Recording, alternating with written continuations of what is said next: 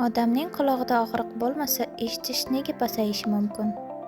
Buni albatta mana shunaqa holat ham bo'ladi. Bizda quloq tomon burun kasali, ayniqsa quloq kasalliklarida mana birinchisi mana shu insonning qulog'i tashqi eshitish yo'li.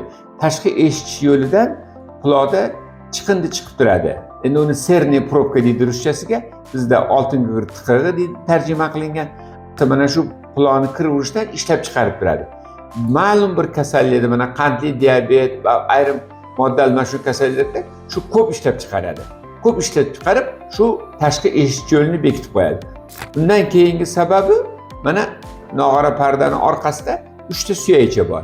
Ana shunda mana bu uzangicha suyagi. Uzangicha suyagi mana ichki quloqga birikkan joyida suyakligi modda almashinuvini gormonlar o'zgarishi natijasida ana shu uzangicha suyagini tagi mana shu suyakka birikib qolib, otoskleroz degan kasallikni yuzaga keltiradi. Ikkinchisi mana shu otoskleroz kasalligi. Uzangicha suyagini ichki quloqqa birikishida suyak o'sib birikib qoladi. Keyingi kasallik mana bizga javob beradigan chig'anoq qism bor. Ana shu chig'anoqdan chiqib mana ketadigan nerv bor. Eshitish nervi deyiladi bu.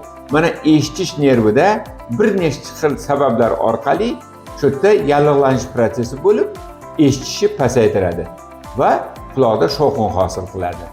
Yana bitta quloqda og'riq bo'lmasdan eshitishi pasayishi bu Menier kasalligi. Mana shu rasmda ko'rsatib turibmiz, ichki quloqning ichida har xil ta'sir, mana infeksiya, allergiya tufayli ichki quloqda bosim oshadi. Bosim oshib, differensialashgan hujayralarning ovqatlanishi buzilib, kasallikning belgisi mana bosh aylanish, ko'ngil aynish, qusish shu bilan kechadi, lekin quloqda og'riq bo'lmaydi.